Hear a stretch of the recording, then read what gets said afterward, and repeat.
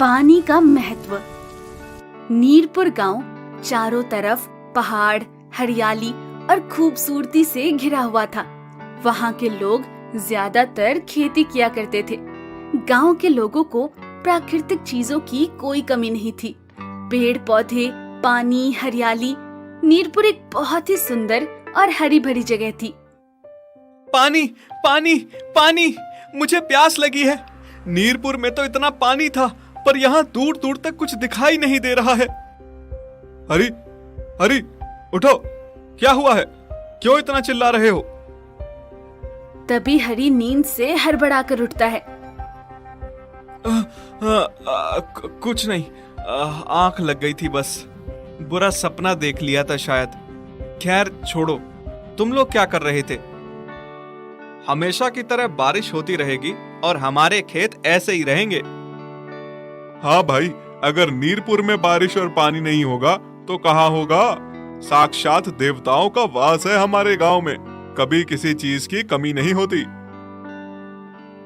गांव के कुछ और लोग चौबारे के पास अपने खेतों और फसलों की बातें कर रहे थे। तभी वहाँ पर गांव के एक बड़े बुजुर्ग बाबा किरोड़ी मल आ जाते हैं। तुम्हें पता भी है, आने वाले समय में पानी सबसे बड़ा संकट बनेगा। हो सकता है कि तीसरा विश्व युद्ध भी पानी की वजह से ही होगा।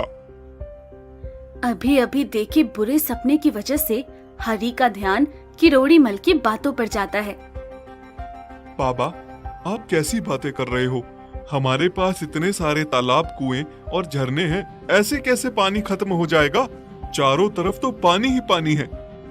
वही तो समस्या है बेटा, तुम लोग समझ नहीं रहे।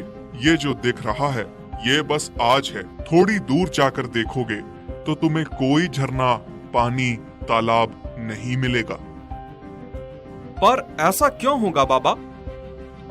जब मैं छोटा था तो लगभग 100 किलोमीटर के दायरे में खूब तेज बारिश होती थी, और आज देखो बस 10 किलोमीटर ही रह गई है। समय बदल रहा है बेटा, थोड़े दिन जाने दो, हमारा भी पानी खत्म हो जाएगा। अब बाबा किरोड़ी मल की ऐसी बातें सुनकर रामू और श्याम दोनों सोचने लगते हैं और बोलते हैं, हाँ बाबा, लेकिन इतनी जल्दी पानी खत्म होने का तो मतलब ही नहीं बनता। ऐसे थोड़ी हो सकता है। हाँ बाबा, रामू बिल्कुल ठीक कह रहा है। अब तुम इसे ऐसा ही देख लो, 10 किलोमीटर के बाद वाले गांव में बारिश नहीं हो रही, तो वो हमारे तालाब से पानी भर रहे हैं। तभी वहाँ पर गांव का एक और व्यक्ति रमेश आ जाता है और आकर बोलता है, हाँ बाबा, मुझे भी ऐसा ही लगता है। तुम लोग देख लेना, अगले साल बिल्कुल भी बारिश नहीं होगी। देखो, अब तो इसने भी कह दिया, अब तो बारिश नहीं होगी। सब लोगों को बाबा किरोड़ी मल की बातों का ज्यादा असर तो नहीं पड़ता, लेकिन रमेश के मुंह से ये बात निकलते ही सब परेशान हो जाते हैं, क्योंकि गांव में सभी का मानना था कि रमेश जो भी अपने मुंह से निकालता है वो सच हो जाता है, और बुरी चीज तो खास तौर पर। बाबा, आपका तो पता नहीं, लेकिन अब इस काली जुबान ने बोल दिया, अब नहीं होगी बारिश। गई हमारी फसल भी और खेत भी। बोल तो दिया है, लेकिन इसका कोई उपाय तो होगा। अब आगे क्या करना है, ये बताओ। इस बात के बाद सभी गांव के व्यक्ति बहुत परेशान हो जाते हैं और जवाब के लिए बड़ों की तरफ देखने लगते हैं। देखो, इसका एक उपाय है मेरे पास। अभी अगले साल को आने में 2 महीने बाकी है। सब मिलकर एक काम करते हैं, जितना हो सकता है बारिश का पानी इकट्ठा कर लेते हैं। अगले साल सिंचाई और व्यापार के काम आएगा। हाँ बाबा, अब तो लगता है कि यही करना पड़ेगा, लेकिन ये सब होगा कैसे?